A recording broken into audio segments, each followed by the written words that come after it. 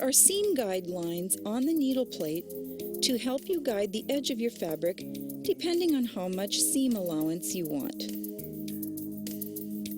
To begin sewing, place your fabric under the presser foot, then lower the presser foot.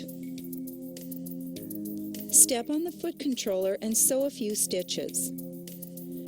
Press down on the reverse lever, located here at the front of the machine, to sew a few reverse stitches. This will secure the seam to keep the stitches from coming undone. Release the reverse lever and the machine will sew forward again. Do the same procedure to finish a seam.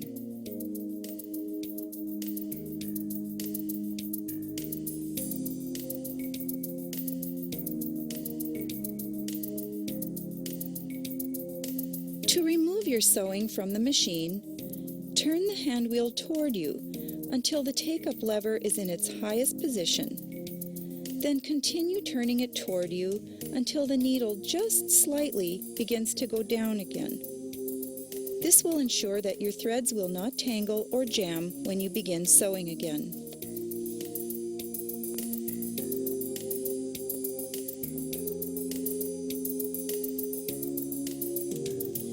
Raise the presser foot and then remove your work from the machine. To trim the thread ends, pull the threads behind the presser foot. Guide them around the side of the machine and then into the thread cutter. By using the thread cutter, the thread tails will be trimmed long enough so that the machine doesn't come unthreaded when you start to sew again. This is the presser foot pressure control. Pressure is the force the presser foot exerts on the fabric when it is being stitched. Pressure is important because it influences the straightness of seams, the uniformity of the stitch length, and the even handling of both layers of fabric.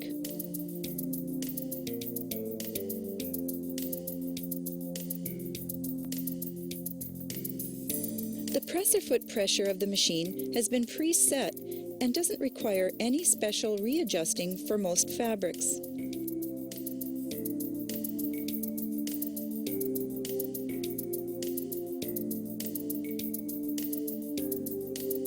However, for very thin fabrics, the presser foot pressure should be loosened by turning the screw counterclockwise. For heavy fabrics, like sewing on denim or canvas, tighten the presser foot pressure by turning the dial clockwise.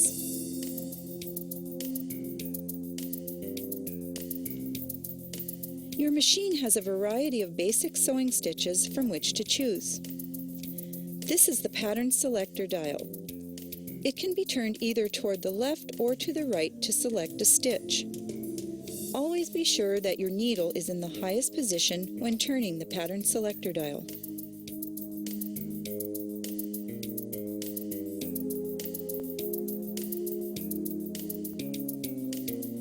There is a straight stitch in center position, a straight stitch in right position, a zigzag in varying degrees of width,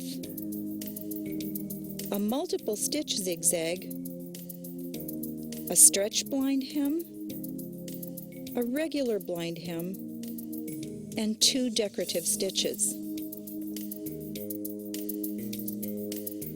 After selecting the stitch you want, you can adjust the stitch length for your project using the stitch length dial.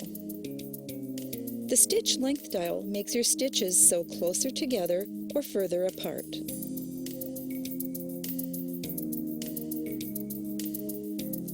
You will notice that the straight stitch has 2 settings, one for center needle position and one for the right needle position. You can use either one for your regular sewing. For most of your sewing, you can use the center needle position.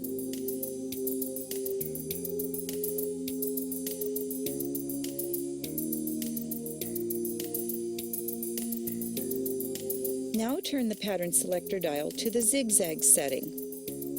The width of the zigzag stitch will change as the dial is turned. To make the zigzag stitches narrower, Set the pattern selector dial like this.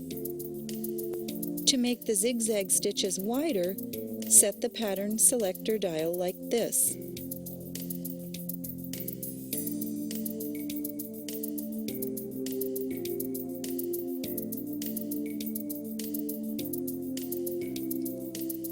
There are two styles of blind hem stitch.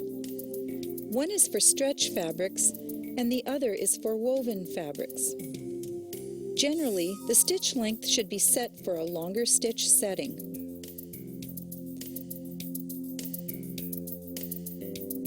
To make a blind hem, first turn the hem up to the depth you want, then press. Finish the raw edge of the fabric with a zigzag stitch or trim with pinking shears. Pin the hem in place.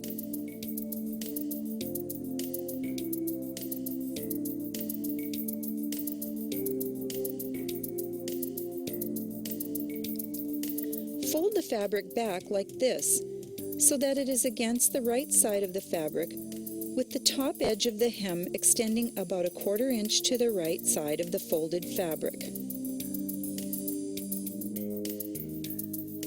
Start sewing slowly at the fold, making sure that the needle slightly touches the top fold, catching 1 or 2 fabric threads. When finished sewing, unfold the fabric and then press. The multi-stitch zigzag can be used for darning, mending, applying elastic, and even for attaching trims. For elastic insertion, place the elastic through the hole of the presser foot, extending it out toward the back. Place the fabric under the foot. Lower the presser foot. Begin sewing, stretching the elastic as you sew.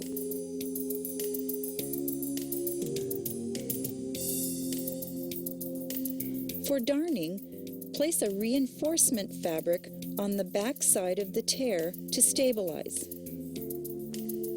Sew over the center of the tear. Now stitch again along each side of the tear to secure.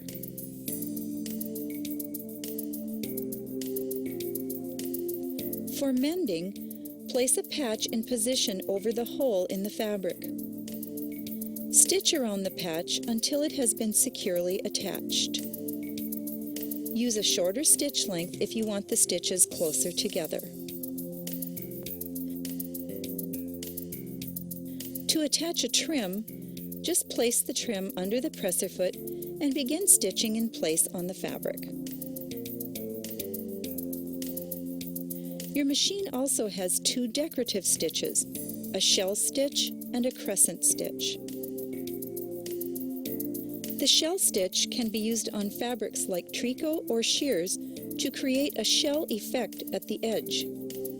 To do this, fold the fabric under, then stitch the fabric right at the edge. When finished, trim any excess fabric away from the wrong side. The crescent stitch has many uses, but is most commonly seen as a decorative finish on a fabric edge.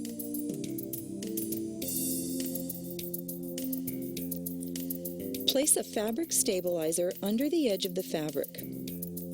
Set the stitch length for the look you want, then sew.